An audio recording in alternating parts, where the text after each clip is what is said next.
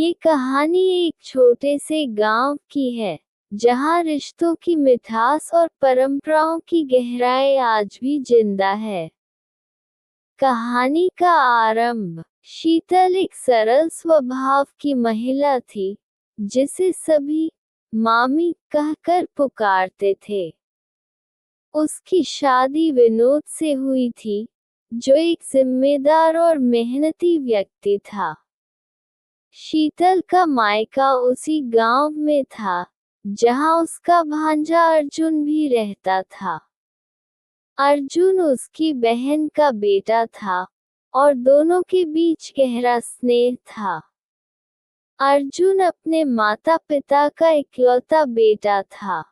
वह अपनी मामी शीतल से बहुत लगाव रखता था, क्योंकि वह हमेशा उसे प्यार और समझदारी से संभालती थी।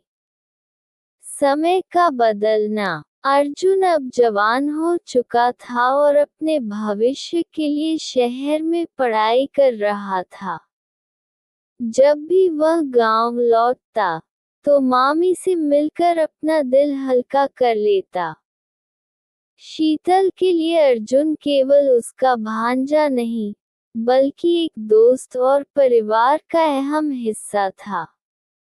संवेदनाओं का बढ़ना। एक दिन अर्जुन अपनी मामी से एक बात कहने आया। मामी, जब भी मैं किसी मुश्किल में होता हूँ, आपको याद करता हूँ। आपकी बातें मुझे हमेशा सहारा देती हैं। शीतल मुस्कुराकर बोली, तुम मेरे बेटे जैसे हो अर्जुन। तुम्हारी हर खुशी मेरे लिए सबसे बड़ी है। लेकिन समय के साथ अर्जुन के मन में कुछ और ही भावनाएं पनपने लगी। उसे एहसास हुआ कि वह अपनी मामी को केवल एक रिश्ते के दायरे में नहीं देखता। वह उससे कुछ ज्यादा ही प्यार करने लगा था।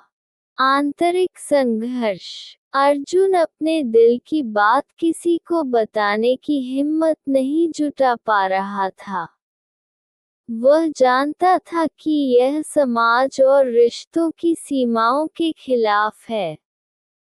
शीतल भी अर्जुन के बदले हुए व्यवहार को समझ रही थी, लेकिन उसने कभी उसे गलत नजरिए से नहीं देखा।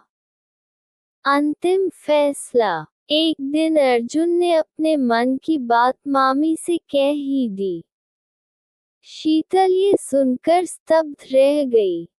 उसने अर्जुन को समझाते हुए कहा, प्यार कोई बुरी चीज नहीं है अर्जुन, लेकिन हर प्यार को नाम देना जरूरी नहीं होता।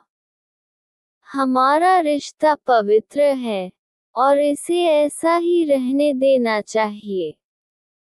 अर्जुन ने अपनी मामी की बात समझी और अपने दिल को मजबूत किया। उसने फैसला किया कि वह इस भावना को अपने अंदर ही दफन कर देगा और अपनी मामी के प्रति वही स्नेह और आदर बनाए रखेगा। निष्कर्ष। इस कहानी ने ये सिखाया कि रिश्तों में सीमाओं का सम्मान करना कितना जरूरी है। प्यार कई रूपों में होता है, लेकिन हर प्यार को सामाजिक और नैतिक रूप से सही दायरे में रखना चाहिए।